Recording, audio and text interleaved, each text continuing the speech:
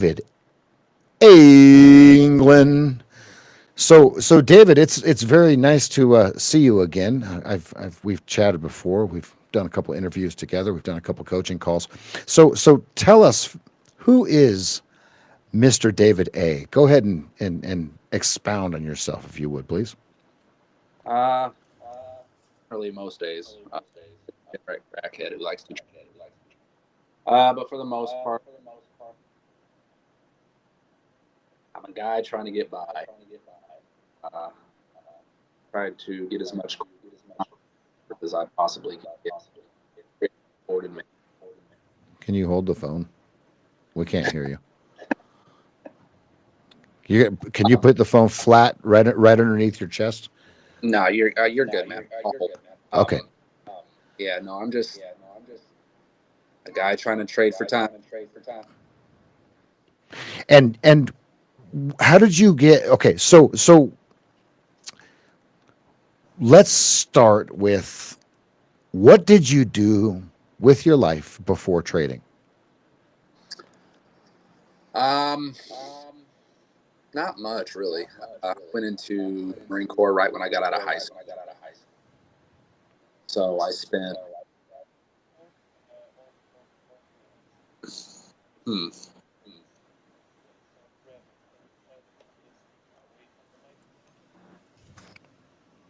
Does that help?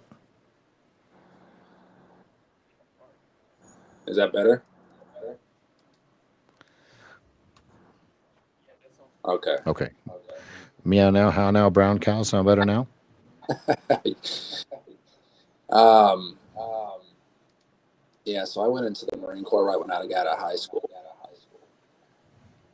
And then after I got out, it was kind of a blur for about 10 years. And now I'm here. So, I mean, there's really, when I look back on everything prior to trading, not much went on. Um, but I'd always been interested in like making as much money as possible in my life, and it seemed like everything was always stacked against me. So about 5-ish years ago, 6 years ago, is I just kind of decided to start taking it into my own hands, and that's when I really started to like explore trading and stuff like that. But even though I didn't even make it to futures till like 3 or 4 years after I started, which Hmm. hindsight was a stupid move. But you know, you go in the order you're supposed to go. I guess Hmm. we Hmm. know that. So that's kind of what I. What other crazy ways did you try making money? A job, okay, boring. Did you sell Amway products, Avon, door to door vacuums? What other crazy things did you do? Yeah, I was an independent salesman for a little while. Oh, go on. We're listening. Go on. What No, did you sell, David? uh, non-conference approved substances. Non. I love this. I love this. So you were a pharmaceutical sales rep. Okay, good, good, good. I can Okay, do that. and how long did you try different things before you stumbled upon sitting at your computer? Uh, too long, really. Um, Hmm. and that just came from you know dealing just with things that I didn't really want to deal with after I got out of the military, and it. I went back to a life that I had tried to escape initially by going into the Hmm. military. But the heart, the mind, the body, it goes to what it knows. Um, and unfortunately, it was just towards not good decisions. Hmm. So I love it. I love it. Okay, now married, kids, that kind of thing. Talk to us about your family life, personal life, whatever. yeah, wife's at work. um, so I'm here hanging out because I can. I got, excuse the mess, we got a whole bunch of stuff moving around. I got one of them little terrorists right back over there. I'm actually surprised she hasn't come over here and tried to take over the stream yet, shockingly. So at some point during this, you guys can anticipate that she will come over here to bully me. Don't judge me. Don't judge me. We won't. Parenting is important. She will come over here and she will punk me about something. I love it. Good. Mine always punks me about my hairline. At all. She's pretty hard to be mad at her. Yeah. Okay, so take us back to when you first got interested in trading. What initially drew you in, and how did your options and futures become your main focus? And so start with when you started trading, and then we'll get into when you came along with Patrick, and then we'll go from there. But let's start before you found Patrick's stream. Talk to us about that. About 2018. I just was looking for a place to, and I apologize if I'm not looking at the camera. I'm just kind of looking at what the charts are doing right now. It was, about 2018, and it actually started with share. I kind of started in the way that Patrick did, like, you would buy shares. And then I kind of got involved in the GameStop AMC thing. Like I even had shares in GameStop up until like a couple of months ago, but they were like free. I had already made plenty of money on it.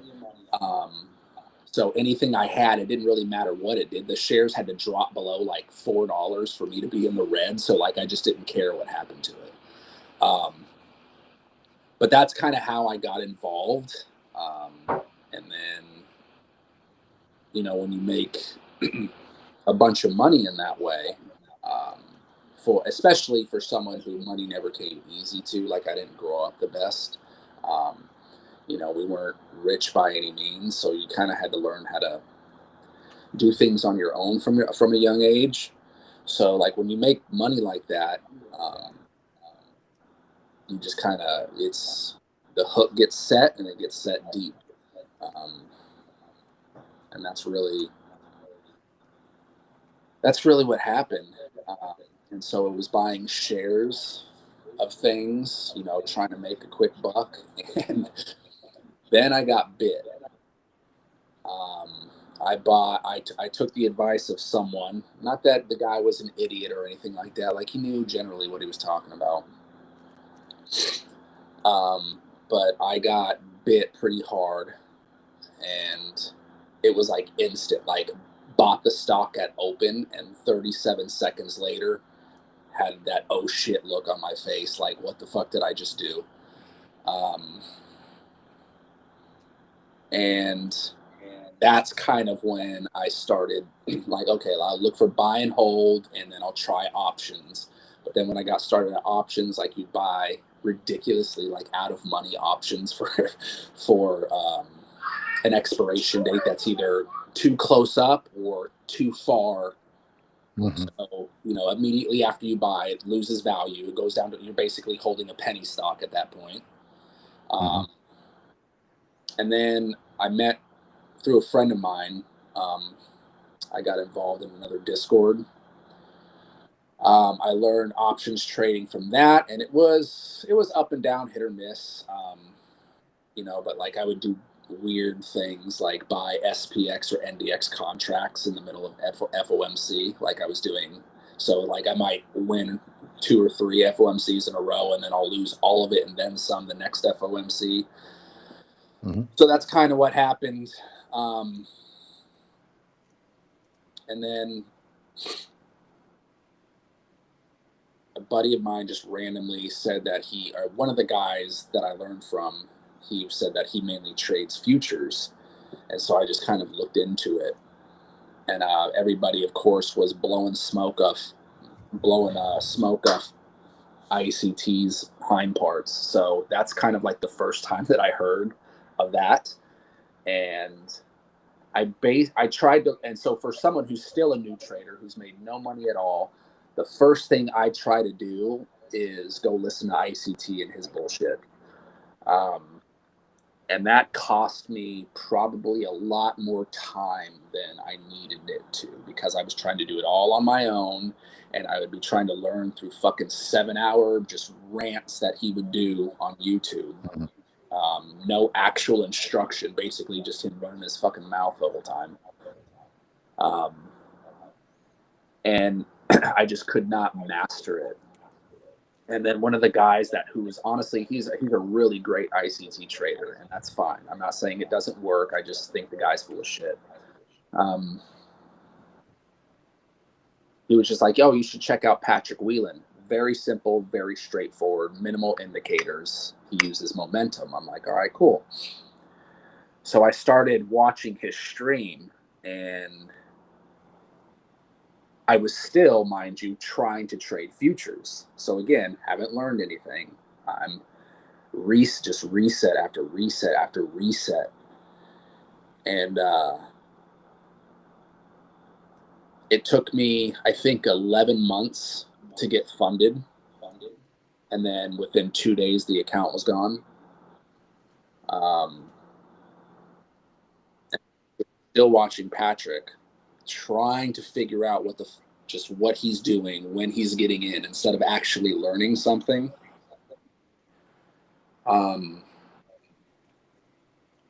And then he was randomly talking about veterans one day, and he just, he's like, whatever, fuck it, I'll give away some accounts to some veterans. And I just happened to be talking to another guy in the chat at the same time about that, and Patrick saw that I was that I had a Purple Heart, and he was like, "You proved to me right now that you are who you say you are."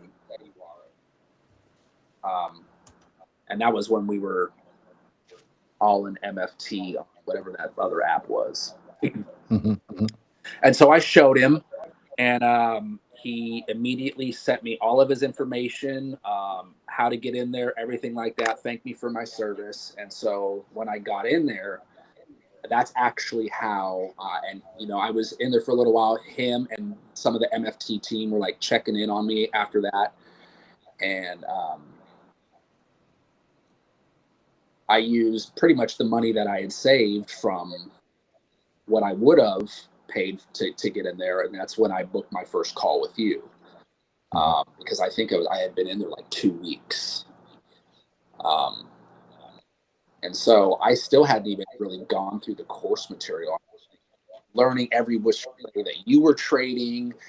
Then like I was listening to like a little bit of what Cheryl was saying. So like I was still like, I had all of these things that were on my plate that I still hadn't really moved yet. I was just still trying to do too much as a very new, and well, maybe not new, but newish, but very unprofitable trader. And then I started going through his course, went through everything, and then things were like getting better, but still like I would get funded, and I might have it for a week and then I would lose it and whatever. And then when Cheryl had mentioned that, she has this trade that she looks at, and she explained it, I just started watching. Like I didn't trade for a couple of weeks. I just would just sit there from like 9 o'clock in the morning until 4, and I would just stare at the charts. I would just watch them. I never went back and back tested or any of that, because I don't ever, in my opinion, I don't need to go back and back test. I know why I lose a trade, and it's almost always because I'm impatient. There's no, it's not a fucking mystery. I don't have to go back and look at the notes for that. But I was just kept watching it. And then I remember what you had told me from our first coaching call, that it doesn't matter if you win or lose while you're collecting your data. have to just press the button. And so I didn't do it on Sim. I actually got an account, and I was just like, I just told myself in my brain, like, if I'm going to master the emotions of that, which I still have not, let's get that out of the way now. I still want to slam my computer sometimes because the market is just annoying me. And I do have like red trades. Like I'm not immune to it. I'm not the greatest trader in the world. And that's usually because I'm an overly aggressive person. But I was like, I have to do this with like something that feels like I'm really trying to make real money. So it didn't matter how many more resets I was going to do. Like I had to feel like the real emotions for that. And I just started clicking the button, writing down on the pad, clicking the button, writing down. I was, I was fucking sending everything that looked like a line break. And like we talked about on the stream a couple of days, I think last week sometime, I didn't learn a fucking thing from my winners. Like, not a thing. It's very easy to see why a trade has won. It's less easy to do that with a loser, because you're when you're looking at a loser, you not only have to look at the trade, you're forced to look at yourself as well. You have to look in the mirror a little bit, like, why did this happen? And in my experience, 9.5 times out of 10, it was impatience. I was being very impatient. It wasn't necessarily that I was wrong, but I was being very impatient, and sometimes the drawdown was a little too much for me to sweat.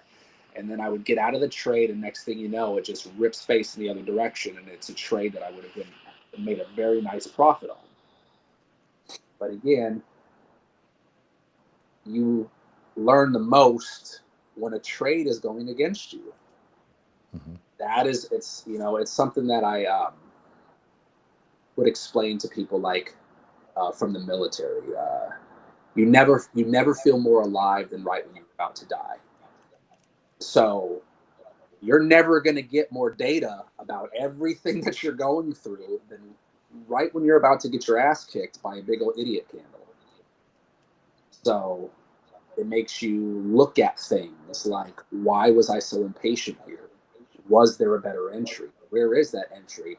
Or maybe something that we should be thinking about that nobody ever does first is, where am I going to place my stop? Is it 47 points in the wrong direction? Because I might want to pass on that. So it was a long and hard and massively expensive data collection process. And okay, so we've got the timeline of David, and so before you stumbled upon Patrick, what type of educational resources were you finding using? YouTube, Google, paid courses? What were you doing to find educational content before you stumbled upon Patrick? Because we know exactly what happened after we put you on the right course, where Patrick gave the 20, if I remember right, it was 20 veterans. If they could prove that they were actual veterans, they got lifetime membership, and they got to the MFT, and they got the trading course. Okay, so before you got all of that, and we got to see you on your meteoric rise, what other resources were you using? Because the reason I'm asking this question is, you're not the only person that has gone through this adventure of finding the individual stocks, and then you get cream, so it's penny stocks, then you get cream, so it's options, then you get cream, so it's back to penny stocks, and then you get a little bit of money, then you try to trade the blue chips, and you're going to hold them instead of trade them throughout the day. Okay, and then we stumble upon futures years later. So everyone goes through the same journey that you've gone through. What resources were you using were you the guy that paid the $90,000 in courses, or did you find it all free on YouTube? No, I actually bought a $500 boot camp. It was for options. I learned the basics really about market structure, EMAs, MAs, VWAP from that stuff. Most of that is gone now. I think the only thing that's left from that is the VWAP. I don't use any of the EMAs that I learned and stuff like that, just because it's not applicable to what I'm doing now. But I did that, and then I paid to be in a live room. I think a lot of traders do that, as much as we don't want to admit it. A live call out room. But then again, you never, even though they might be explaining why they're taking the trade, if you don't understand why you would take a trade, then it's not really going to matter. And that kind of thought didn't really register with me until like I met all of you guys. I didn't understand, like, what do you mean you guys don't call it out? And of course I'm thinking, like, you expect us to figure it out on our own, and you guys are like, yes, in fact we do. So that was different, but again, it forced you to learn what you were doing. Again, if you don't know what you're doing, you shouldn't be trading. I mean, if you have all of these questions, like I joke around in the chat all the time, just Venmo me if you hate money that much.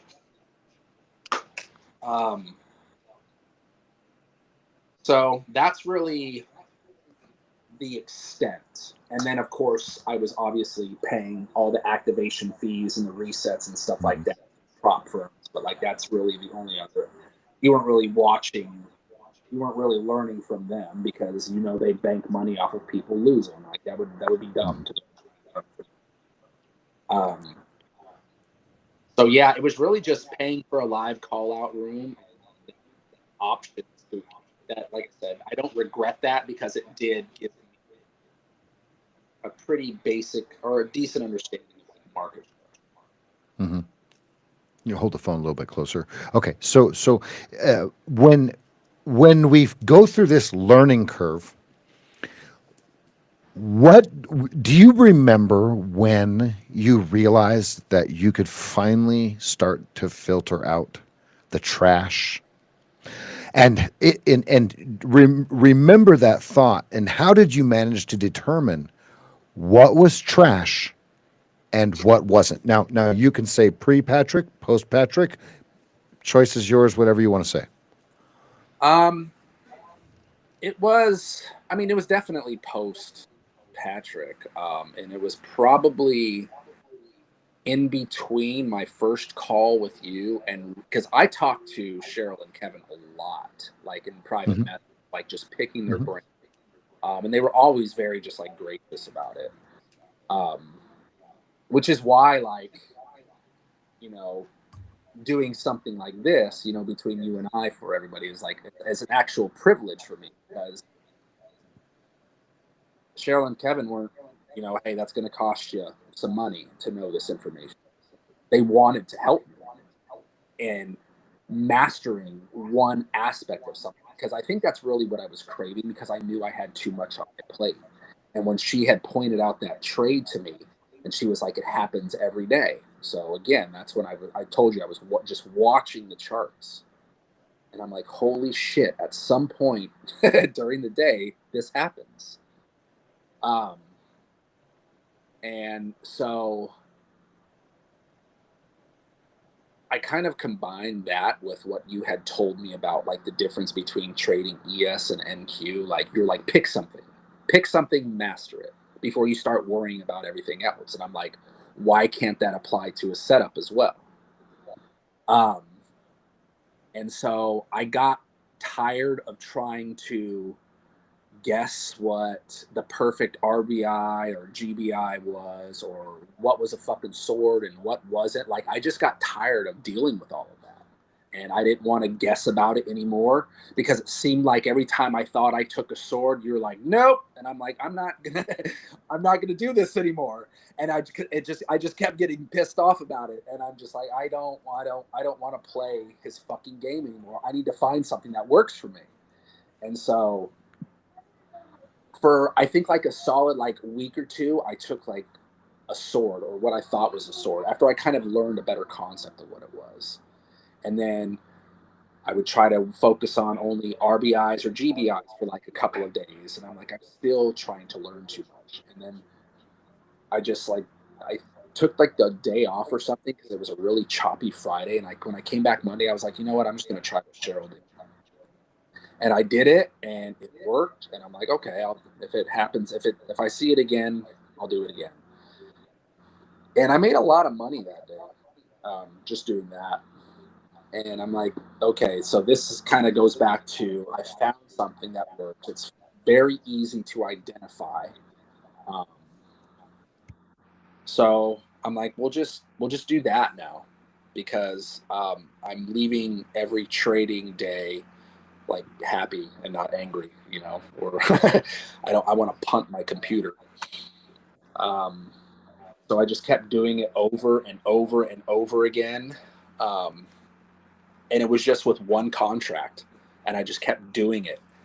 Um, and then we had like a massive trending day one day, and I'm just like, you know what, I'm going to up the contracts a little bit. And so I started doing two, and that, I think I got like 20 points out of that. And then the next leg up was like 50 or 60 points. And I just kept going and going and going. And I started getting a little too, I don't know, a little too crazy with it that day. So I just stopped for the day. And then I just kept seeing it over and over and over again.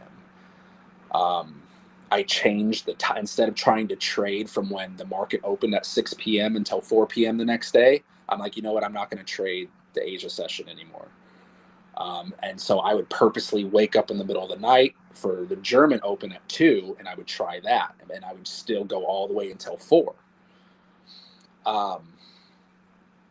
And then, like, you know what? While I do this, I really have to limit my time. And so I went from 8 a.m. to 11:30 a.m. every single day. Just trading that setup alone. And that's just, I just realized that, you know, it was kind of like the same thing with ICT. Like I had put too much on my plate. So I kind of conflated a little bit, like a couple of things that you had told me. I picked one thing to focus on, and that was a setup, and a setup only, and do nothing but that, and write down everything about it. And that's exactly what I did. And even though I had taken all of these trades off of my plate and replaced it with writing down, I've got notebooks full of shit that I just want to light on fire, because they make me angry when I look at it, because I just think about how long it took to complicate everything, or how long I complicated it. But yeah, once I focused So on that question, on that statement of it took me a really, really long time to complicate things. Okay, so it's one thing to learn how to trade and another to trade consistently. How long did it take for you to reach a level of steady performance? it really took off after our second call. So it was But about, how long from when you started trading futures, oh, stocks, whatever, until you were like, ah, what is it, 2025? So it's 5 years almost, I want to say, okay, because okay, it's okay. And eight. remember, on our first call, I said it takes 3 to 5 years to learn this. Yeah. Folks that are listening, it takes 3 to 5 years to learn this. When you're pissed off 13 months into this, remember this conversation that David and I are having right now. So David, 5 years, go on. Yeah, it's yeah, I mean, it's what, yeah, when I look back on it, it took about five, I would say about closer to 5.5 years. Um, so I'm, yeah, about 7, a little over 7 into this. or about 7 into this. So, like I said, there was in between our first, because it was like 8 months between our calls, I want to say. Um, which again, that's a whole other issue we could get into. Not a smart choice, because he does tell you on your first call, set up another call for 30 days later. I didn't do that because I figured I knew everything after one call. So long story short, I did not know everything after one call, and it was a lot of. I would have some really good days, but when you have a bad day that wipes out 3 or 4 good days, it's still very hard to be. It's not conducive to making money, um, and that's what would happen. And but I still knew that I was like getting better. And then after the second call, which because I was more like, why do I need a second call if it's just going to be more of the first call? Completely different information, um, from the first call to the second call. The first call, if most of you haven't gathered this, is Rev is really sizing you up, and he's looking at what you're telling him, um, and fairly quickly he'll figure out if you're full of shit. Um, but it's about learning who you are and who you are as a trader, and the process in which you need to go through to learn how to be a trader. Now, mind you, none of that has anything to do with trading, or actual trading, until at the very end when he says, "Get in there, press the button, fuck it up." That's really the only time that he tells you to trade during that first call, is when he's telling you to screw it up, because you are going to screw it up, a lot. And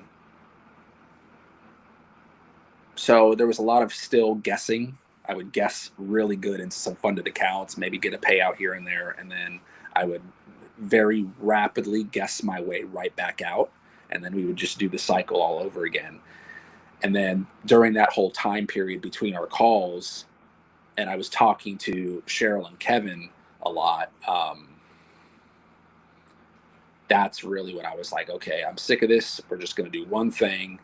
You and I ended up having another call, and, shocker, it actually ended up being about trading this time. And you were showing me things that were just completely just like blowing my mind. I'm like, why have I never had it this, or thought about it this way, or had it explained to me this way? Um,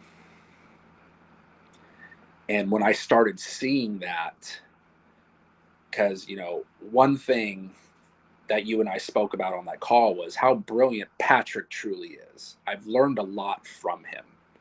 Um, and he's a brilliant trader, loud, but brilliant trader. Um, but your ways of trading are so vastly different. Um, I think he's definitely increased on his level with that. But your understanding of everything that had to do with the market was like nothing I had ever heard before.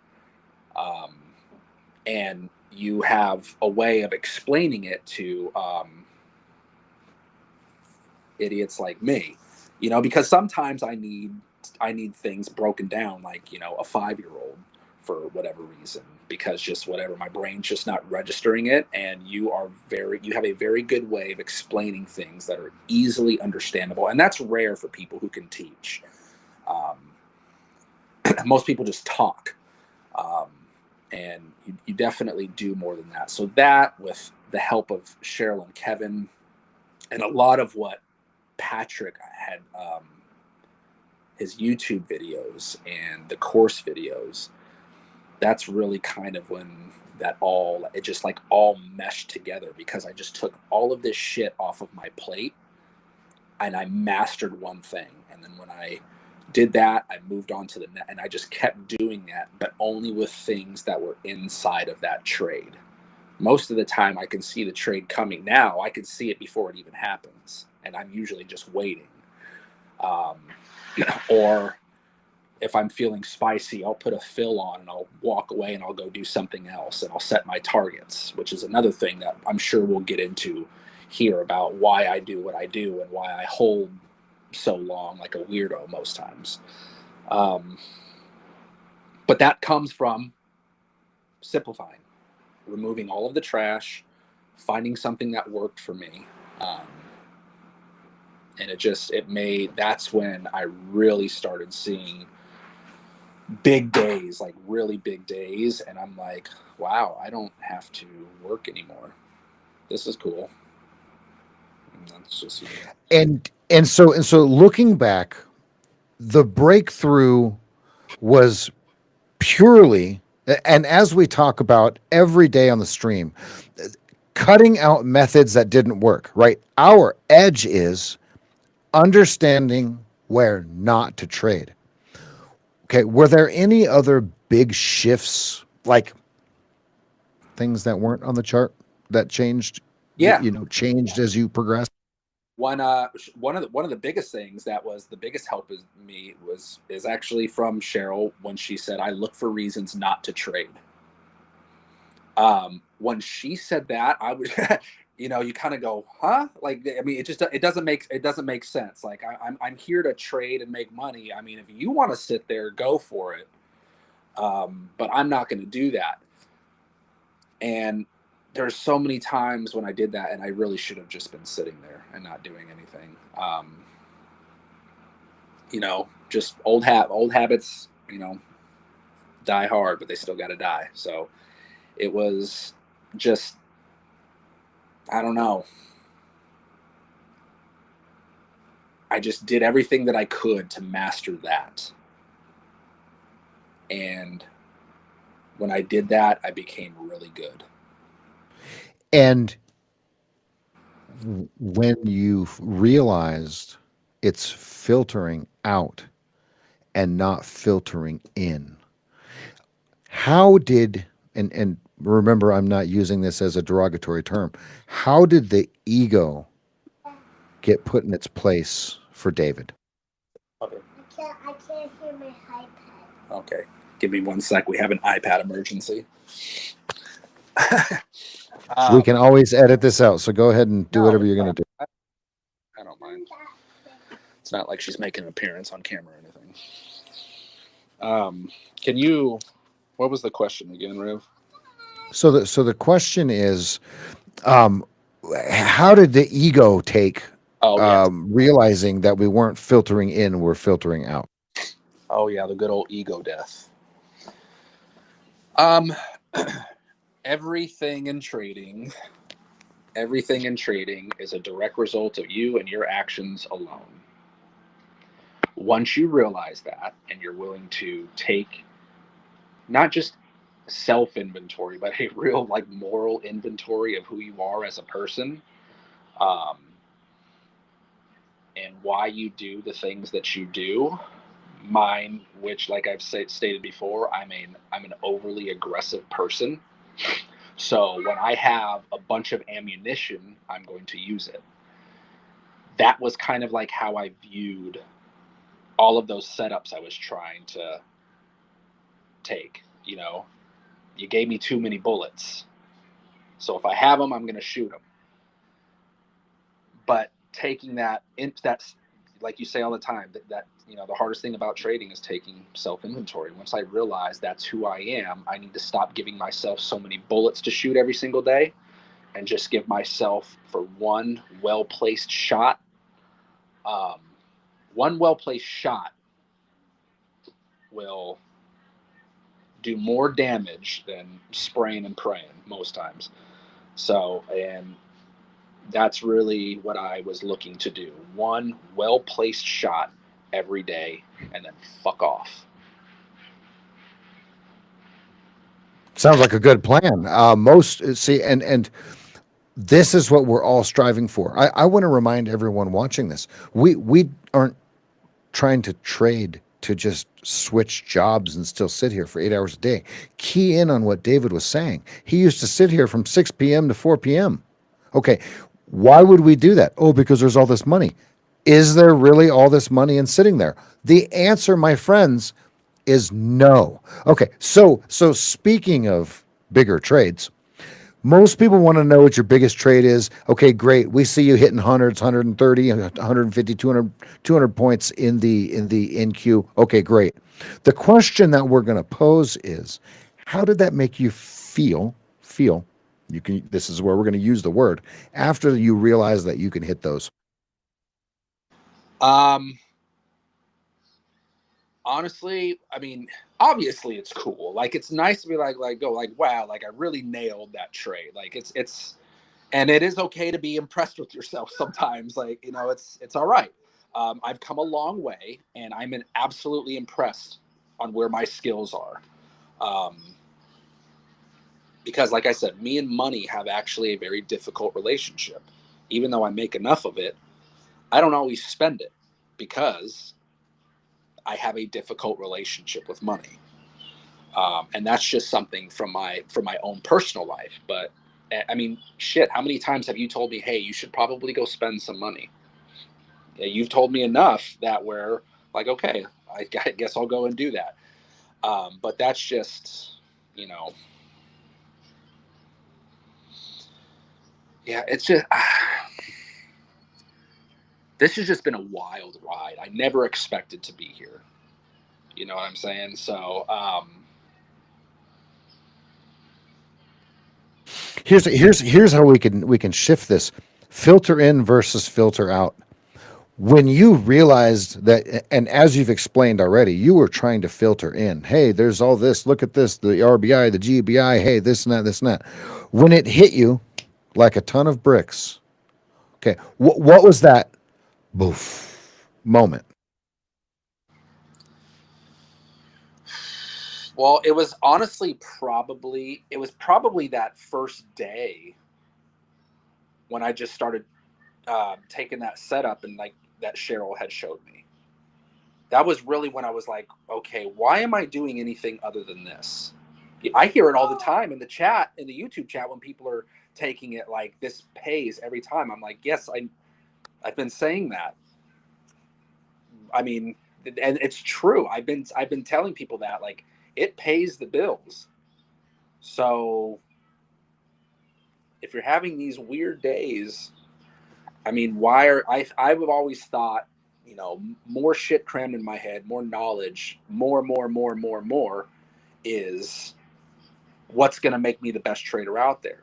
But less is more. Less things in your head, less things you're trying to do is more.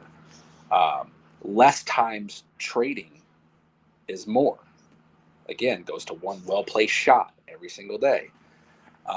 So it was really that first day that I was doing that. Like I think I took like 11 or 12 trades that day, but I was just every fucking time it just kept hitting, and that's when that light bulb, you know, went off. And then when I started getting these face melting trades, like I regularly bag probably 60 or 70 points in a day. But like that first time really was just like, it was insane. And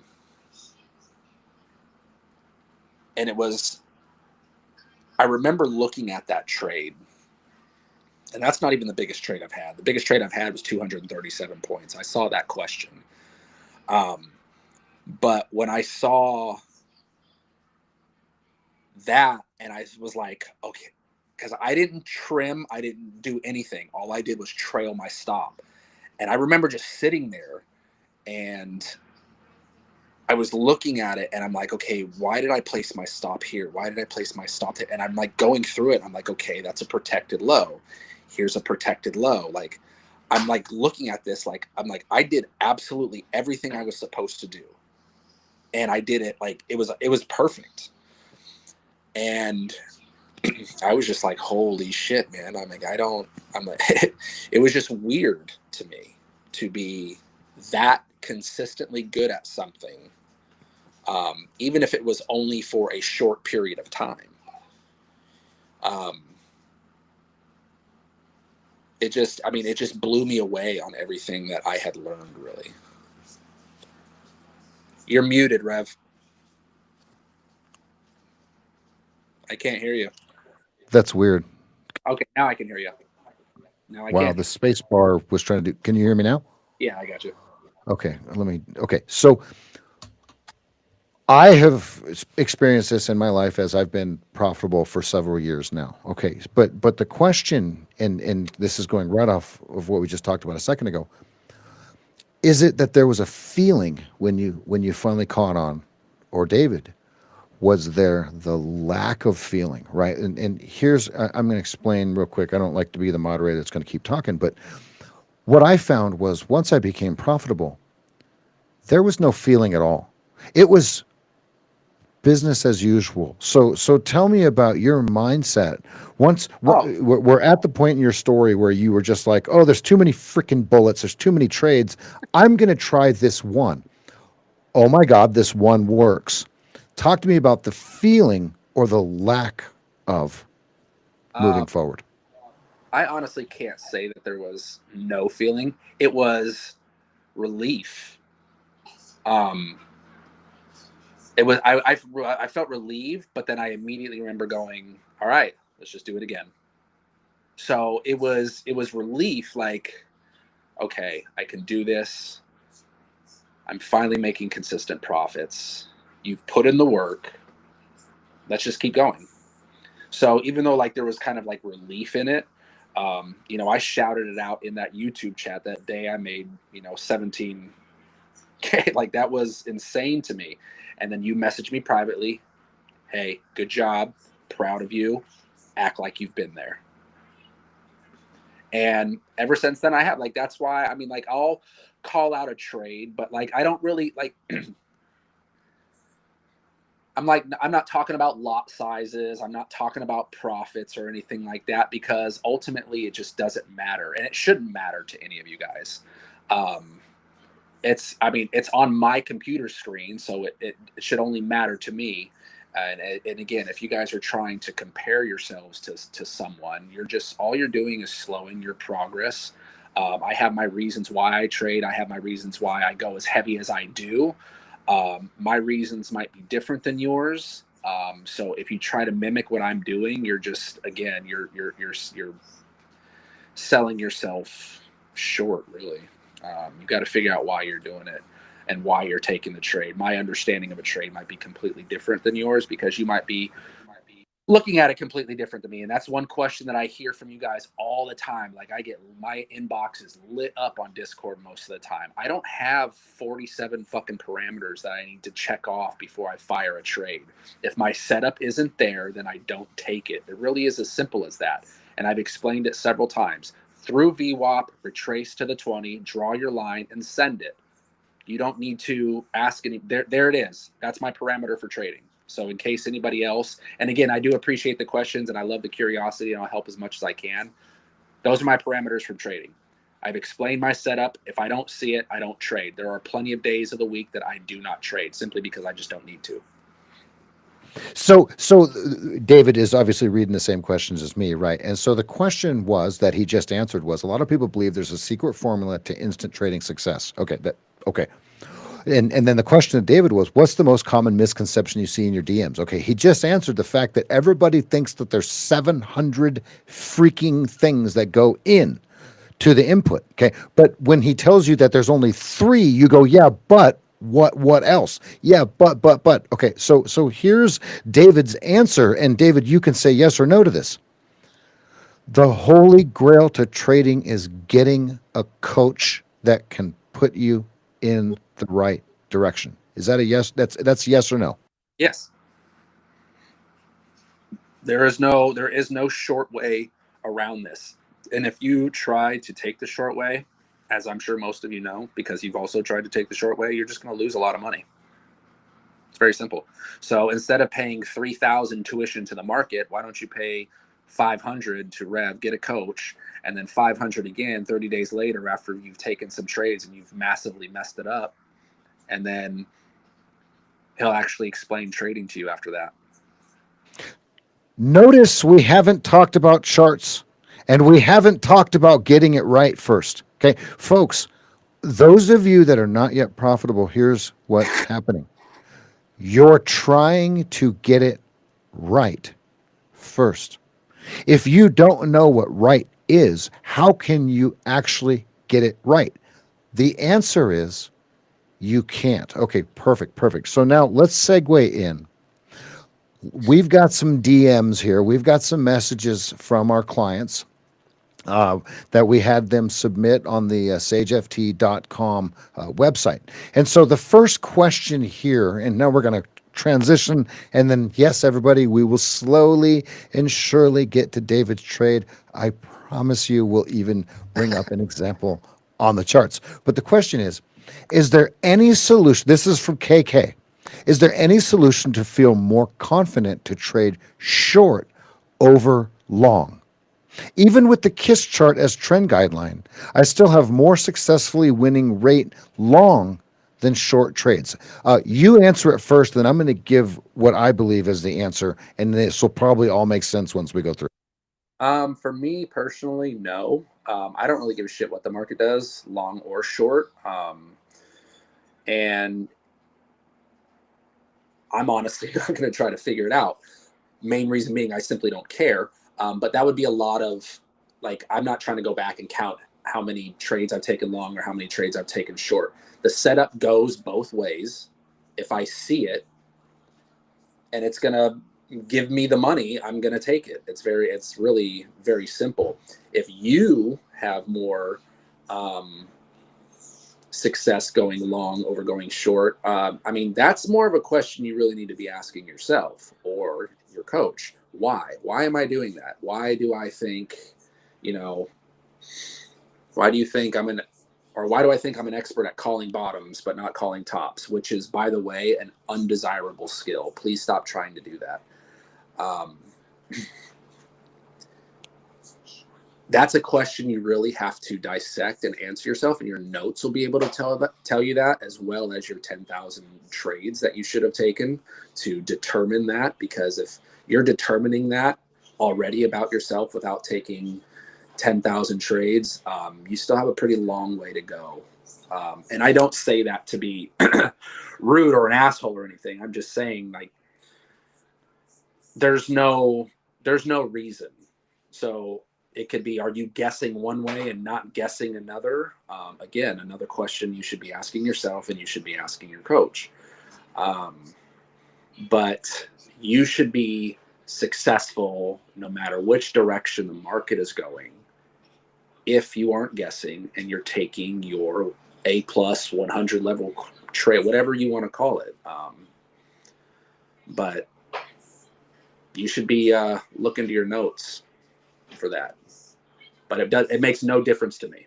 I don't care what the market does. If it's gonna give me an opportunity, I'm gonna take its money. This thing is really weird. Sometimes the space bar works, sometimes the space bar doesn't. Okay, here's my perception on why people have a struggle shorting. 15-year bull market.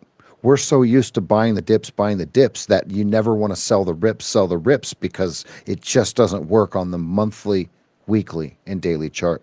The other reason is pure and simple. Lack of data equals lack of confidence. If you spend the next 3 months figuring out all the shorts, you're going to get uncomfortable trying to find the longs because we're still moving up into all-time highs. So what you need to do is, as David said, find the data that proves that it doesn't matter which way you trade. Here's the deal. If you can't find the data that says you shouldn't short, you shouldn't short. Okay, great. The next question. Thank you, KK. Wonderful. Why is it? Okay. Tad, where do you find the clear crayons? I've looked everywhere and I can't find them. I think that if I try the clear ones, I'll be able to achieve master market analysis. David. That's because I ate all of them already, Tadpole. And I forgot to go find my crayon. I saw your fucking comment in Discord. Good. The friendly banter of the mods. I love this. Okay, next question, Tad. Let me find this. Somebody gave him a second question. You're muted again. This thing is weird. It makes me do the space bar and then it says don't use a space bar. Okay, next question, Stephen Hanley. When and how did you create constant, profitable trades? When it was about, I want to say like 18 months ago, maybe a little bit less than that. I don't know. I feel like shit, man. I feel like it's been so long. And did he say how? When and how? How was because I just kept taking the setup over and over again. I talk about it often when I'm asked questions in the Discord or in the YouTube chat that I made it a point to master every single thing about that trade. A lot of times when I'm in a trade, I would say probably 6, 7 times out of 10, I'm not even sitting in front of the computer watching it. I put it on, I set my targets, and I'll trail the stop loss up if I need to. But it's just the confidence that I've gained from taking that trade so many times. I can't even begin to tell you how many times I have taken that trade. I can't even begin to tell you how many times I've taken that trade and lost. It didn't become, it wasn't just, trade good trades lose. That's something that you kind of got to reconcile your brain with. Good trades really do lose because our market is manipulated. There's nothing we can do about that. So once you, I think, kind of realize that you're your own problem and that good trades are going to lose and bad trades are going to win,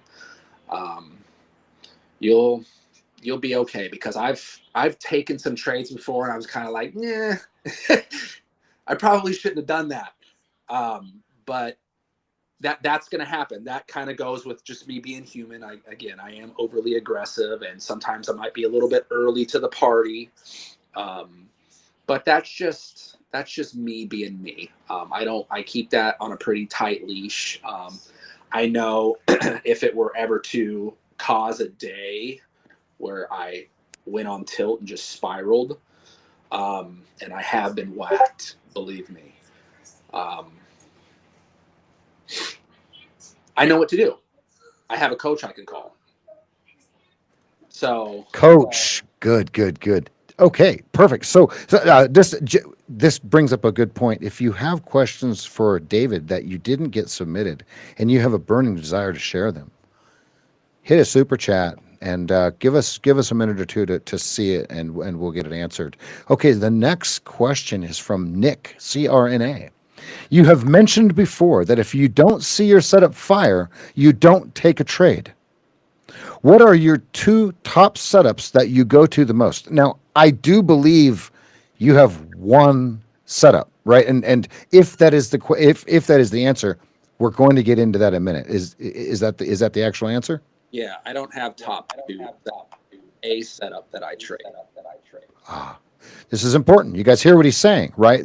There is no second setup, right? David is filtering out, not filtering in. I want everyone to understand. There are some of you that are going to be disappointed in David's answer. Oh, what? This guy only trades one setup. Oh, well, what if it doesn't fire? Then David doesn't trade. Spoiler alert. What? This is a very, very critical part of trading, because David, what is our edge? What have I been saying over the last week in the trading room? The edge is not knowing when to trade. It's what? When not to. When not to trade. Okay, so if David's A plus plus plus plus setup is not firing, does David take a trade? No. No, it's a very simple answer. Those of you that bend that rule, pay the price. Okay, so the next question is, in a larger time frame, like the 15-minute or 1 hour, what are things you look for that either keeps you out of the market or gives you a signal that there is a potential setup coming? Thank you, sir. It's different per time. And again, I know you learned this on coaching calls, but he has said publicly, which I'll repeat it. If you're trading on a particular time, you need to trade on that particular time. If at the four, like Friday, I think it was. I took that hourly breakout. I didn't go to the 2 minutes to set my targets. I set the target an hour.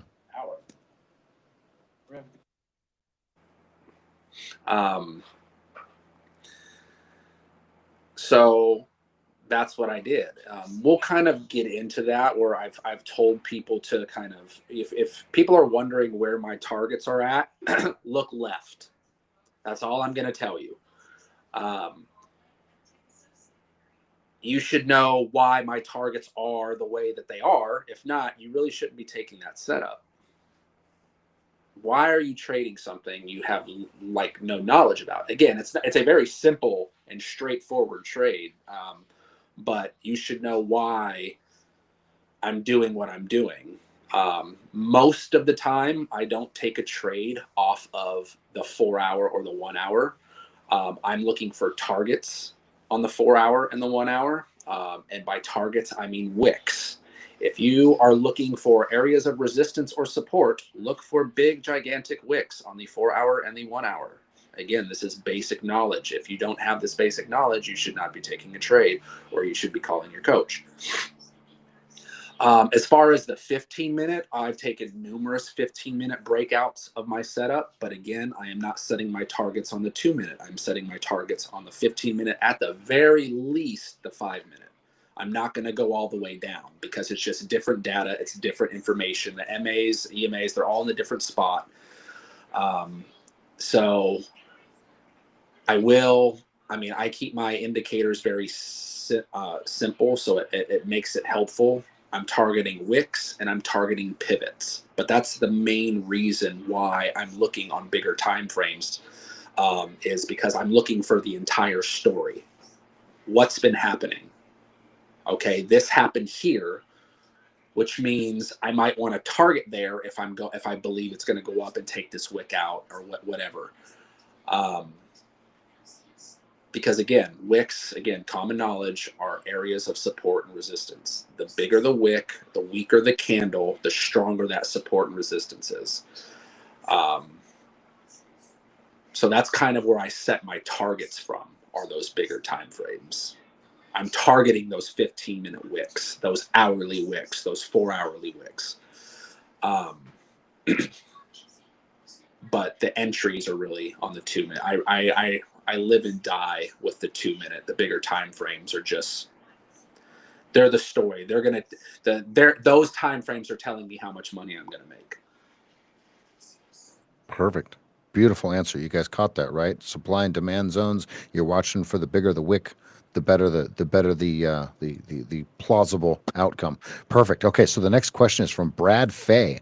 What do you do to resist FOMO while you wait for the DavidAyyye trade? Because it could take many hours or days. Do you leave the room, close the charts, peek at your phone to see if it's getting close, and then come back? Asking for a friend, he says. Sure.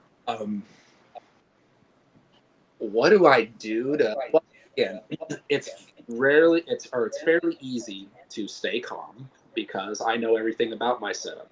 I know it is going to happen. It will happen. It might not happen for a couple of hours. It might not happen until the next day. But if I've made $10,000, a couple of days prior, do I really need to be trolling the charts? I mean, again, I'm looking for reasons not to. A perfect example would have been, what was it, early December, like leading up to Christmas. The market conditions, they sucked. They were, NQ was just barcoding everywhere. There was just, even I looked at it and I was just like, it just grossed me out. And I'm like, I can't. If I'm going up to the charts and I'm watching the bullshit that NQ is doing, and I'm already pissed off and I haven't even put on a trade, that tells me I'm sitting in the wrong spot and I should be far away from my computer. But when you're consistently profitable enough, you don't feel the need to trade every day. And so most days I'm done before the market opens. A lot of days I'm done like right after it opens, but I don't trade past 11 a.m. really, because there's just no need to. Anything after 11 a.m. most of the time is noise. Not that I haven't, but you're talking like extenuating circumstances, really good volume, lots of liquid. Like there's just like shit happening in the market that day. And some days are harder than other dealing with that. And I might just, get up and go do something, or I'll just leave the house, or I'll go to the gym, or I'll make some food, or me and my trusty pen will go take a walk. I can it's most days I don't have to do anything. Early on, I had to do lots of things, but not so much anymore. But that comes with time and trades. Yes, love. Yes. Your little supervisor over there, she's doing a great job. Yeah. Okay. I'm extremely shocked with what is happening right now. I thought She's doing very well, you mean? Yeah, I thought she was going to torture all of us. I thought this was not going to be a fun time. Don't tell her anything. When I mean that this child bullies me, there's never a truer statement that has ever been said.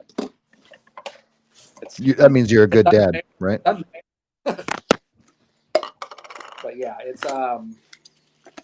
she's been really good. So That's awesome. Okay, so go ahead. Did I finish answering the question? Yeah, you did great. Okay, so now we've got a couple questions from Mart, and then we're going to get into an example. So, Mart has a couple questions about you and how you handle it, and then he wants to get into the charts. Okay, so Mart's first question is, knowing what you know now, if you were starting to trade from scratch, what would you do differently? Folks, this is a very big question because there's a lot of you that are just starting or you want a fresh start. Listen to what David is about to tell you. Okay, go ahead. Knowing what I know now, I would have never placed a trade prior to getting a coach. And I think that's the biggest thing with me, because I'm a very hands-on learner. So I just, no matter how many different ways I try to answer this question, it all ties back into getting a coach first. So I'm not going to try to kind of make this big, long explanation of knowing what I know now, but I do it because it all comes back to coaching. I would have never placed a trade without getting a coach first. Because I think that it would have saved me a lot of time. Maybe not. It definitely would have saved me thousands upon thousands upon thousands of dollars. So there's that. It's, yeah. Perfect. There's no reason to go on. That's the best way that I think I could answer that question, if I'm being honest. Perfect.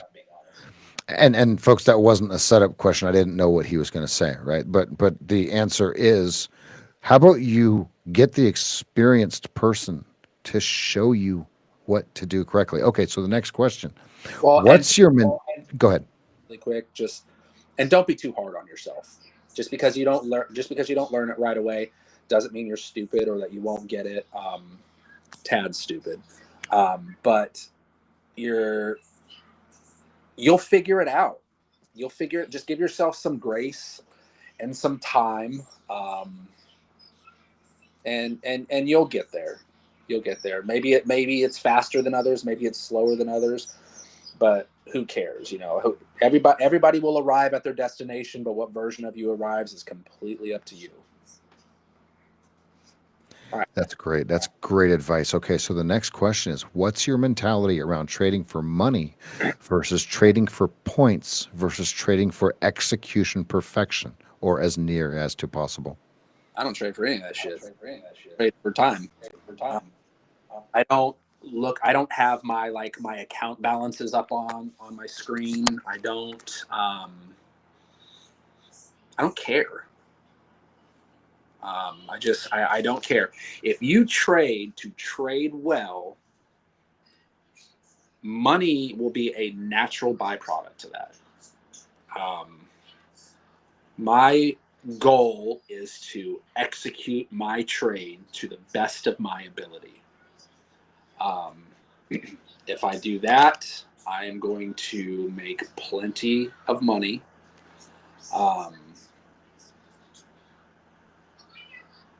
Yeah, just give yourself some time. Perfect. Perfect. Absolutely perfect. Okay, so then the last question, and then we're going to dive into the charts. This is what you've all been waiting for, folks. Thank you for still being here. We're an hour and 16 minutes into this. We're going to keep going until David runs out of saliva or air in his lungs. The next question is, what's your view on scaling up in terms of trade size? I mean, whipping 75 contracts every trade is already kind of enough. But again, I didn't. How did you get there? By trading one contract and then two contracts and then three contracts and then four contracts and then five. And yeah, it just, I mean, I slowly increased with my comfort level. And I always tell people, you know, if your heart is thumping while you're in a trade, you are doing something wrong. You should not be doing what you're doing if you are about to shit your fucking pants. Like, why? I just don't understand. Like, I mean, I do understand because I did it, but like, obviously I'm speaking now. Like, why do that to yourself? It doesn't make any sense anymore. Is that a technical term, David? Which part? Yes. Yeah.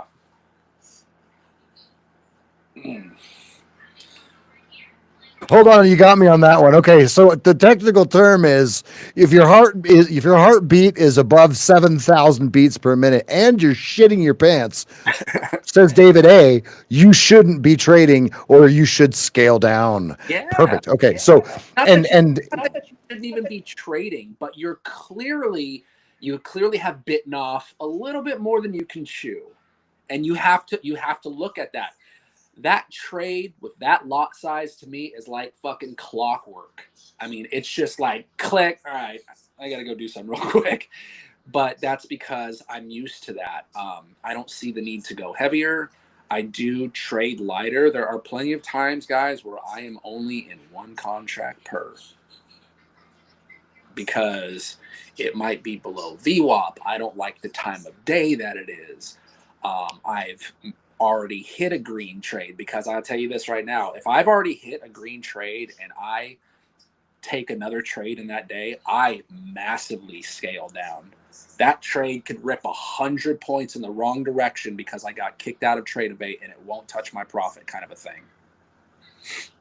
Like, that's what I do. So I'm always trading lighter and lighter. Now, so my question with that is, when you got, okay, so you were trading one contract.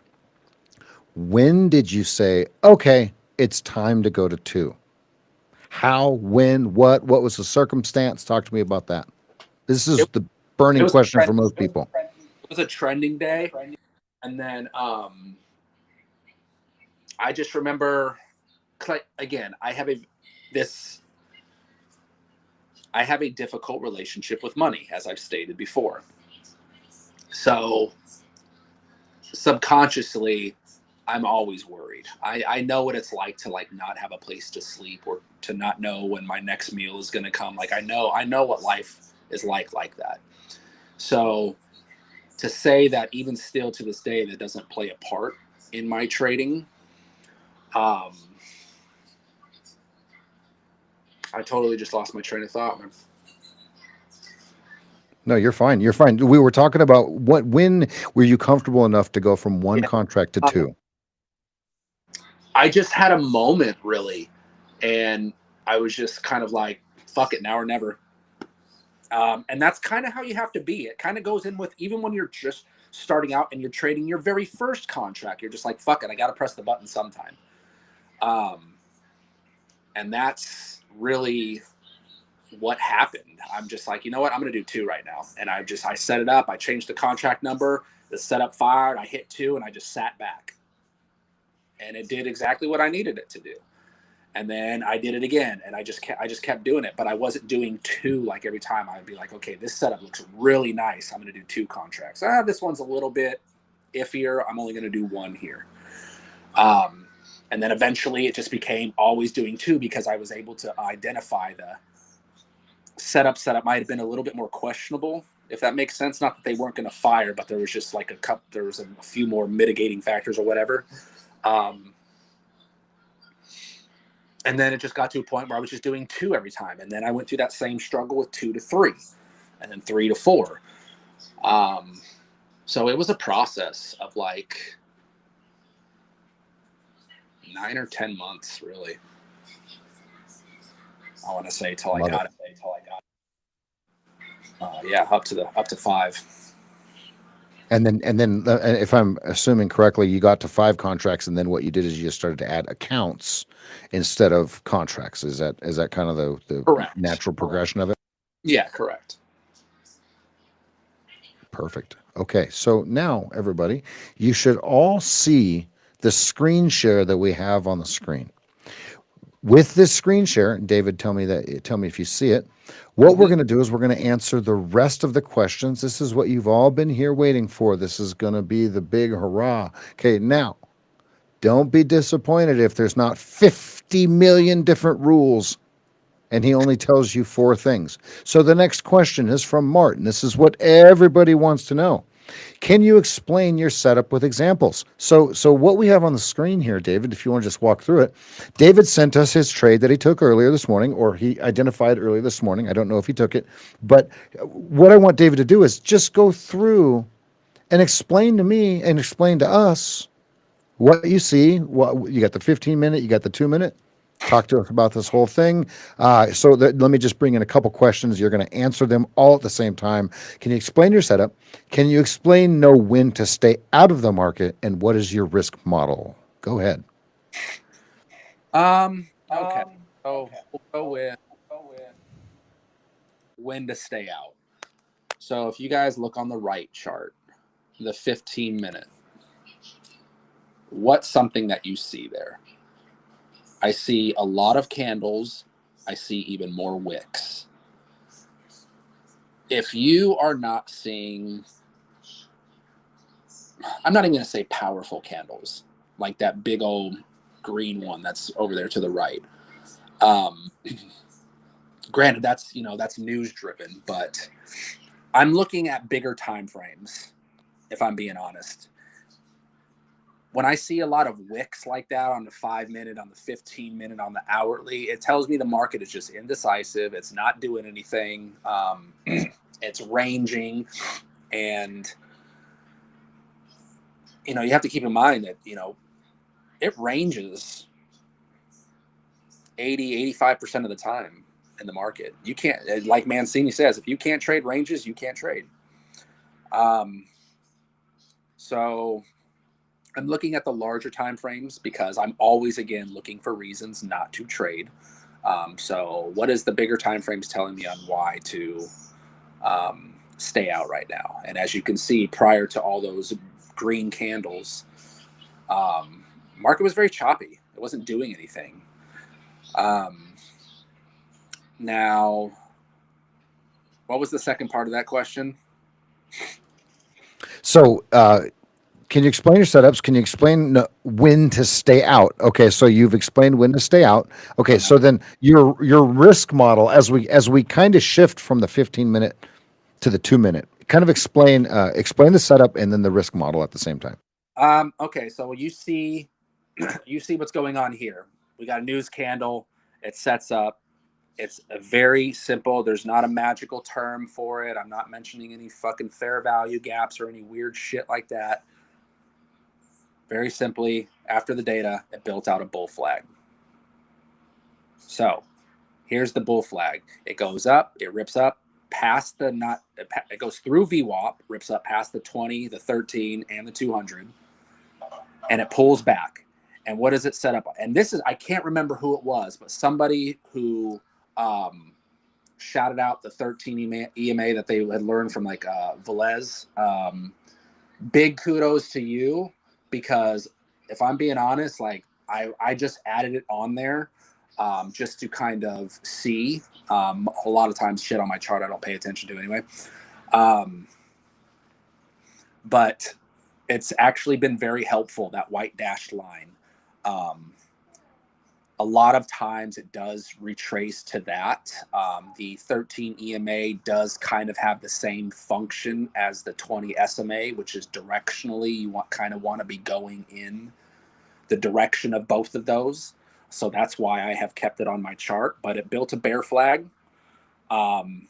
It's got the 13 below it. It's got the 200 below it. It powered through VWAP. It's got the 20 below it. I mean, why would you not? Like, that has absolutely everything that says bye-bye shorts. So absolutely something I would have taken. I would have taken the breakout above that previous green candle wick, and I would have rode it all the way up. Now, when I'm setting my targets, I'm looking, again, I'm zooming out. So you could even set some targets. So you would have caught a breakout right around 640. I would have targeted, above 660, where all that stuff on the 15-minute chart, where you see those 3 wicks.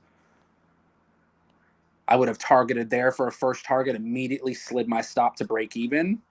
And then we're going to start activating some runners. But again, here's where you want to start paying attention to wicks on the hourly and the 4 hourly, because that's kind of where I'm setting most of my targets. And when I set my targets, target 1, easily, if I have 5 contracts, 3 of them are coming off immediately. Because once I do that, if I set my stop to break even if those final 2, for some whatever manipulative reason that the market does what it does, rips back down, takes out my stop that's at break even, I'm still green. So that's how I'm kind of moving my stops and I'm setting my targets.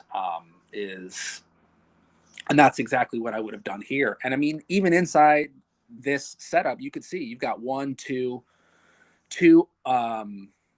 RBIs, if you're into that sort of thing. Me, not personally, because like we've discussed before, I don't particularly like guessing on what is and what isn't. But now you're looking at places where I would set my stops as I'm trailing them up. I would set my stops as I'm trailing up below every single one of those red wicks, because that tells me at that particular area there are buyers present. And so that most likely on a first little dip down will be protected. And then so on and so forth.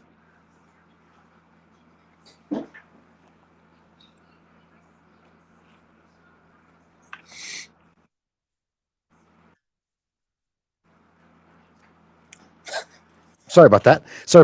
What I'm going to do now, perfect. Thank you for those answers. What I'm going to do now is I'm going to bring up a different chart. We got a couple more questions, and it's going to be kind of on an example here.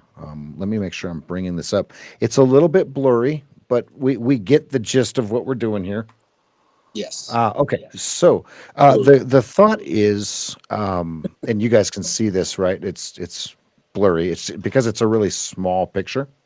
Okay, so the questions here are, on this chart, how do you know how to stay out of the first trade shown by the red line, as opposed to your yellow line? This question assumes that you are going short on the line break and not waiting for the 9 a.m. candle to close. Okay, so David, one of the great questions that everybody has is, are you waiting for the bar to close or are you not? Go ahead and take it away on this example here.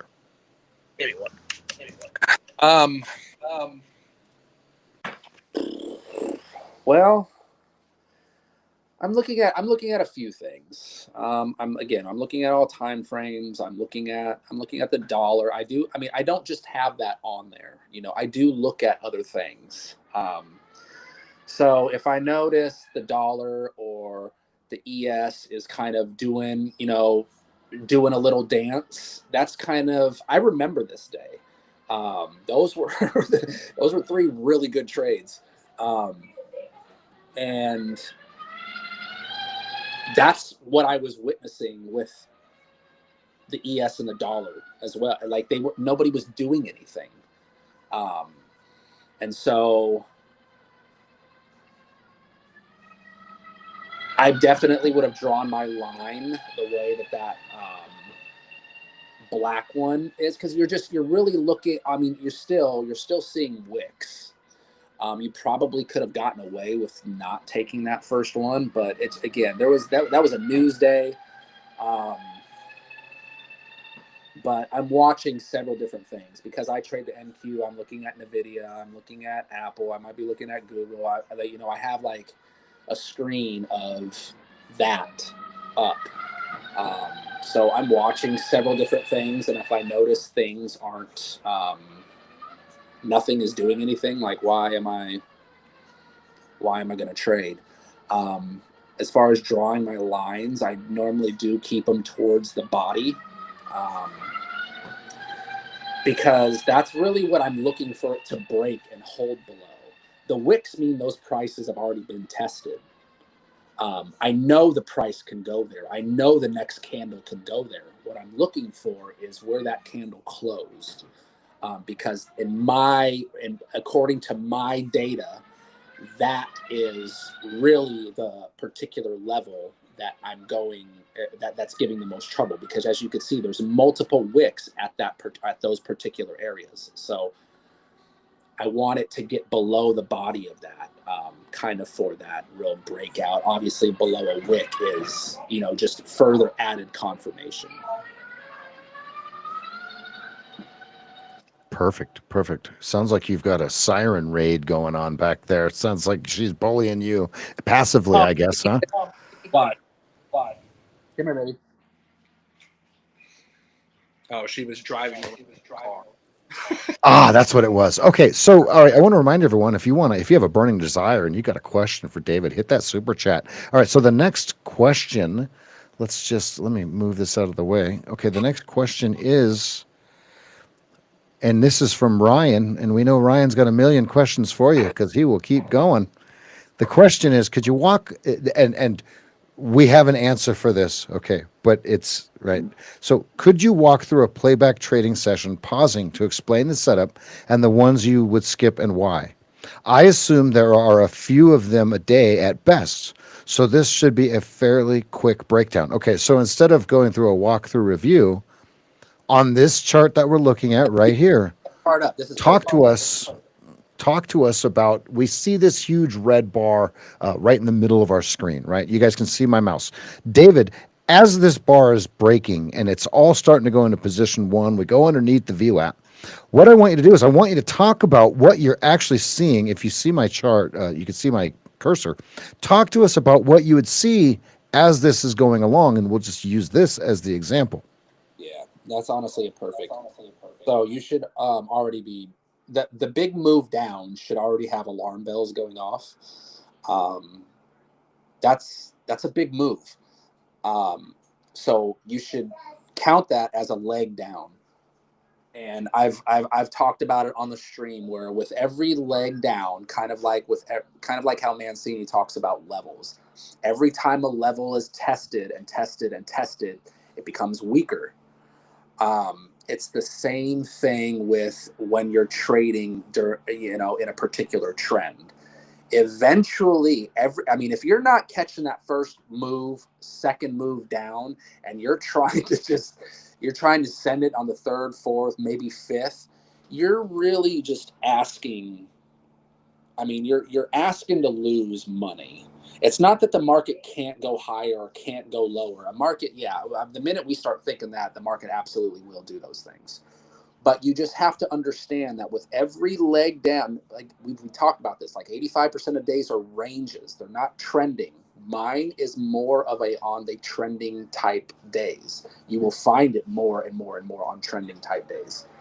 So if 85% of days are ranges, you need to keep that in the back of your mind. So if it's ranging, that means it's going to be bouncing back between whatever levels throughout the entire day. So that means every leg down that I try to take this setup is riskier, and I am putting myself at risk for either trying to, sell the bottom or buy the top. And it's not that I don't take multiple of them one after another, but if it's kind of that third, fourth leg down, most of the times I'm not trading it. And if I do, I'm kind of looking at everything at that point, and I have massively scaled down. When you're doing that second, third, fourth, fifth leg, let's go back to what we've all been taught. Okay, the thought is, David, are you taking that third, fourth, and fifth leg if you didn't make money in the first or second leg? If I didn't make money the first or second leg, are you still going full port on the third and fourth one? At that point, at that third or fourth leg down, it's 10:30, 10:45, 11 a.m. at that point. So, I mean, not taking a trade is taking a trade, people. You really got to understand that. It's not having a position is a position. So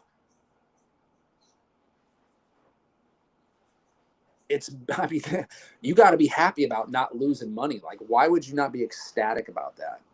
I love when I don't end the day green or red, because that means nothing bad happened. I'm, again, looking towards the losing aspect of it. Yeah, it'd be cool to make some money, but do I need to? There's been days where I've had shit to do, and I'm like, boom, click. I'll take 10 points, one contract each. I make $200 in every account, and I turn my shit off and I go about my business because I have things to do. Like, there's not all these massive days. I just have really nice days that afford me the time to not have to sit in front of my computer every day. So if I didn't make it on the first or second leg down, and I'm looking at that third or fourth, I'm definitely looking at my clock. Because if it's past a certain hour, I really should be reconsidering my position. There's one thing that you keep saying that isn't on the charts, and I want to make sure that people hear you saying this. David keeps saying he doesn't trade anything but for time. So David, now that it's been brought to the forefront, you keep saying, I don't trade for money, I don't trade for anything but time. Okay. I want you to elaborate what you mean by that, because I trade for time only. Nothing else matters. Tell me what that means to you. As much as I like them, you guys are great. My kids are cooler. So that's really the main. And I can't smell Tad and Andy for too long. It's just fucking disturbing. But for the most part,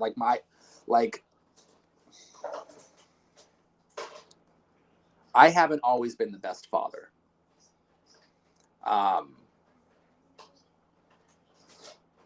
That's something that I wrestle with a lot. And this has afforded me an opportunity to right a lot of wrongs, and to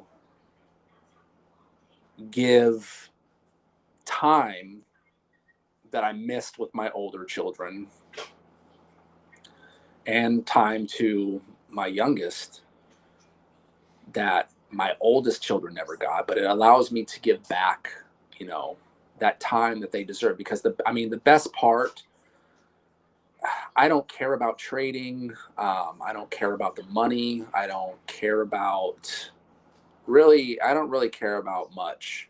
I'm a simple dude. I don't need a lot. That's why I still live in my same house. I still drive my same Nissan. I still have the same clothes that I have. I don't go on shopping sprees. I don't. The only thing I do is I buy good food, and that's it. So being able to give that time to my children means more to me than any other dollar I could make. When I judge a man, I don't care what clothes you have on. I don't care what car you drive. I care about how you handle your children and your family. Okay, from what I see, David's a stand-up guy. Look, when I am labeled, me personally, my first label is I'm a father. Okay, you can call me asshole, traitor, coach, fat guy, bald guy. Okay, whatever you want after that. Okay, family, boomer. Okay, my kids promise I'm a boomer. Okay, family. Okay, and then anything else after family is the way that I judge a man and his character.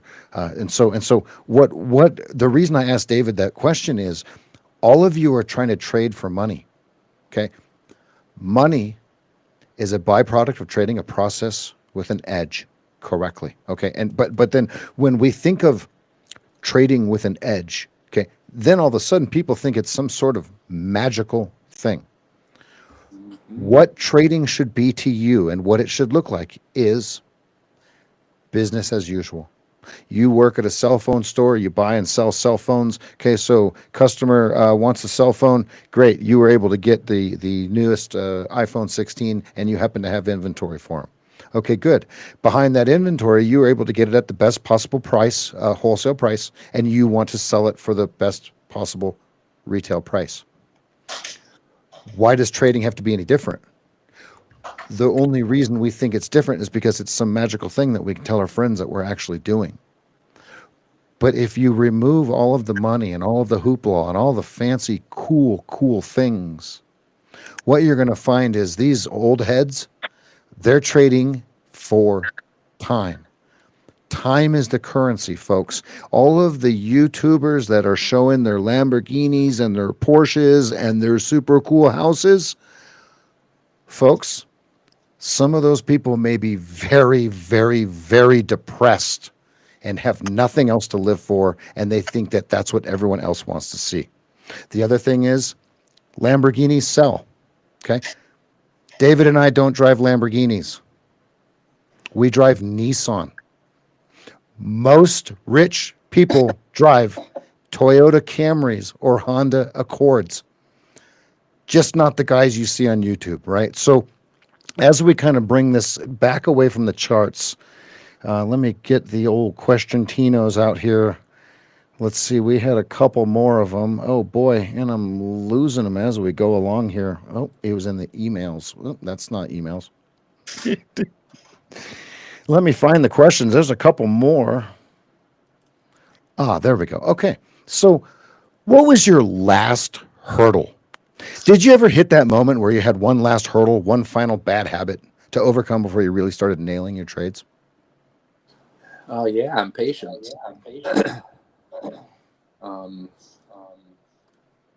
Like I said, old habits got die hard, but they still got to die. And I've always been an unreasonably impatient person my entire life. And I know that about myself. I don't, make any, I'm the kind of guy that if a screw takes too long being put in, I'll burn the fucking house down. So like, that's just kind of like how unreasonably impatient that I am. That is something that does not just go away. It is still very much alive and well. If you think for some reason you're just going to stop being who you are, you're wrong. You're always going to be who you are. You're always going to struggle with it. But it's like when it's the worst, like, what are you going to do to deal with it? There are times when I look at the computer and I'm like, fuck, I just, I just want to do something because for whatever reason, like I just want to be, it could be, I want to just be done with the day. And that was really the last hurdle for me, was understanding that the setup's going to be there no matter what. And there's nothing I can do to force it. There's nothing I can do to make it happen or not happen. So I'm just going to wait for it to show up, and I'm going to hit the button when it does. And so that's what I did. I just kept sitting there and waiting for it to show up. And when you practice, like you practice anything, you have to practice waiting. You have to practice waiting one more candle. I mean, come on. Most of the time we trade on a 2-minute candle. If you can't wait 120 seconds, you should find something else to do. You really should. I also say that, from a glass house, but I mean, it's, you got to learn to wait. It's not something I'm the best at every day. And usually days like that, you kind of know if you're in the right mindset. And if I can feel that where the pen isn't quite taking the edge off, I'm going to go find something else to do today. And this keys on, there's only 2 things that stop a trader from being successful. He just mentioned the first one, the lack of patience. Okay. We're not going to talk about the second one. It's a whole nother can of worms that we can open. We can go 3 more hours on this. We have the inauguration in about 12 minutes. We got 2 questions to get through, and then we're going to close this down. Advice to self past. If you could hop in a time machine and give yourself, the younger trading self, one piece of advice, what would you say to shortcut? Now, I know we kind of asked this question earlier, but what would be if you had to explain to your younger self a shortcut, what would it be? There are no shortcuts. Coach, expect to take this. Say it again. There are no shortcuts. Get yourself a coach. Expect to take the scenic route. Perfect. There's nothing else to say. Vision and goals. Where do you see your trading heading in the next 5 to 10 years? Any shifts in style or big goals you're aiming for? Thank you in advance. My goal is to fund my own account. I still have all these prop firms mainly because I'm just lazy. I don't want to close everything out yet because I just, I got better shit to do, like anything else. So, and it's like a comfortable niche that I'm in, but like I would like to do that. And then become more of a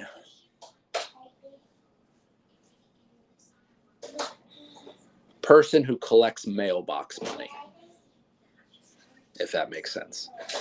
Absolutely. Absolutely. I love it. Okay. So Andy has a super chat. Folks, if you want your burning desire, if you want your burning desire put up on the board, Andy has a question. Why the hell did Tad get first billing?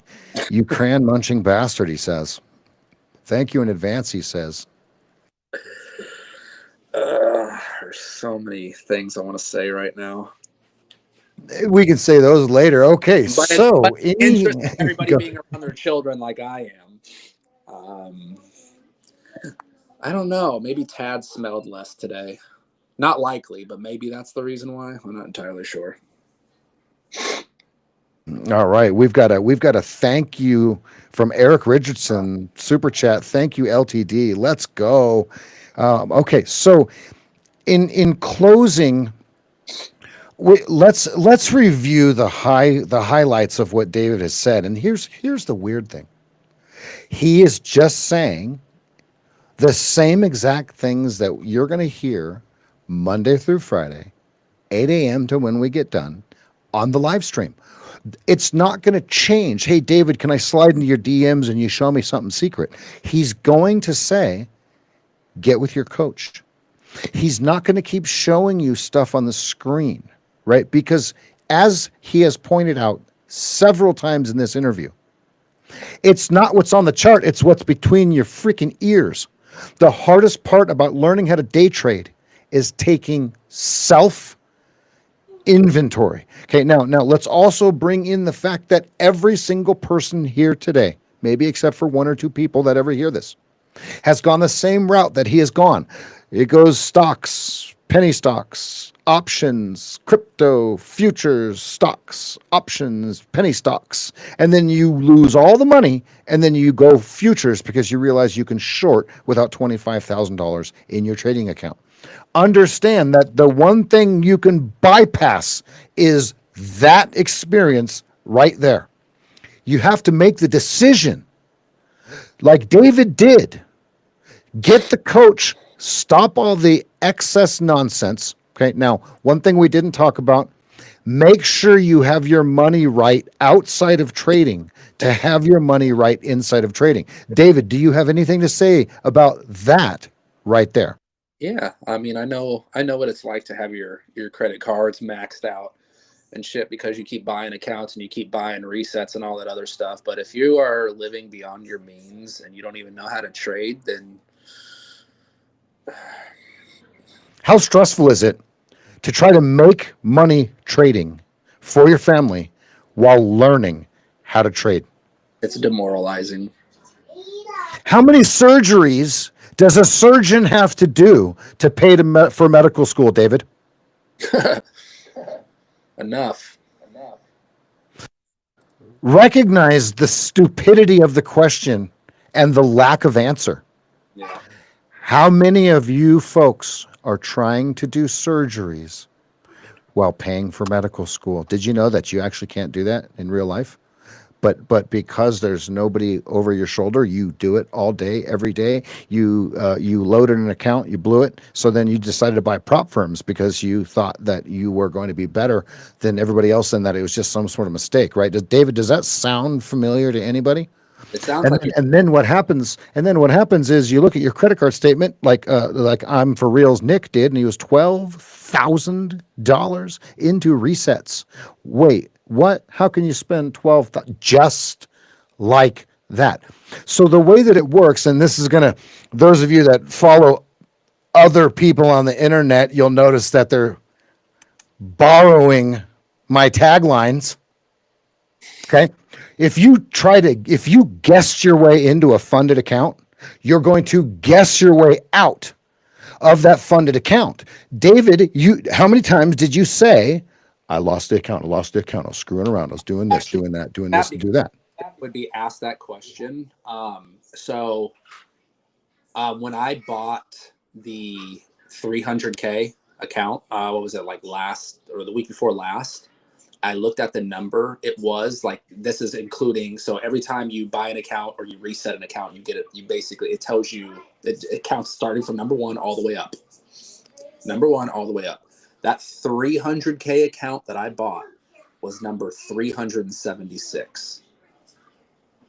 So 376. Now remember, they weren't all $19. And that wasn't just, and that was just Apex. We're not including Top Step. We're not including Take Profit. And what the fuck was that other one? I don't remember what the other one was. But like, think about how many I've done. And I started with Top Step. I probably have way more. So I've blown a lot of accounts, and I've spent a lot of money. 12,000s. Those are rookie numbers, Tad. He's in the farm. Yeah. Nick's in the farm league at 12,000. And to think that Nick could be the only person in this room that's only spent $12,000, I think not. Okay, we got another super chat. We'll get out of here in just a minute. I want to remind everyone we have the inauguration, very important part in history here. Great interview, David. Thank you. From Turn the Page, $10. David, thank you. Okay, the next question or the next super chat, Richard, $5. Thank you both. Even though going through a tough time in my personal life, watching this has helped so much. Love the community. David, Richard, here's what I want to say to you, buddy. Taking time away from the screens is absolutely healthy. It is mandatory that you do it every once in a while. We just had a client, very, very active client in the community. He about a week and a half ago, he says, "Hey, I got a week left before I go back to school. Should I take the time off?" Absolutely. If you think that you need to ask me for time off from the markets, my answer to you 100% of the time is absolutely. Here's why. We are not sitting here to sit here. We are sitting here to hit it and quit it. Trade it, don't date it. Move on. Find everything else to do besides trading.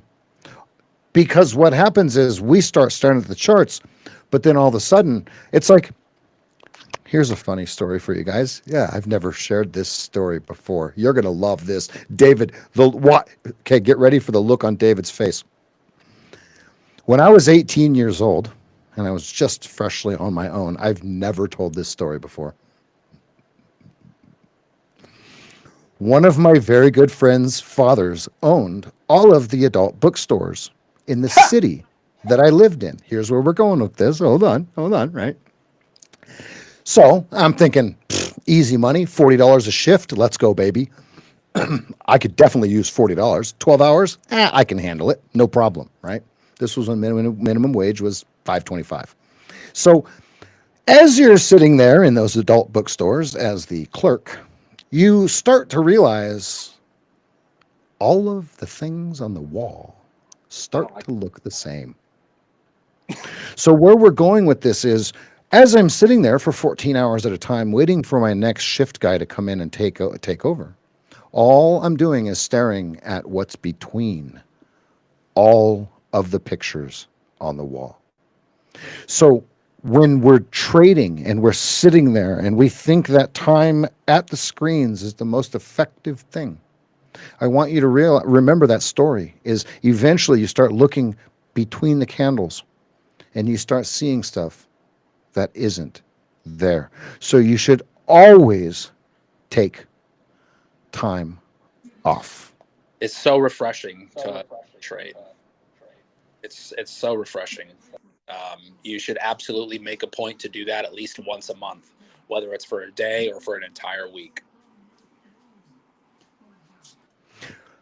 As we close this out, what I would like to say is get a coach. Please. There's no other way through this. And I'm sure David's going to say the same thing. There's no way around the information that you need. There's no sidestepping it. Oh, I can watch this YouTube video. Wrong. 10 and a half years of me losing money, more money than I had. I finally paid the $300 to get with my coach.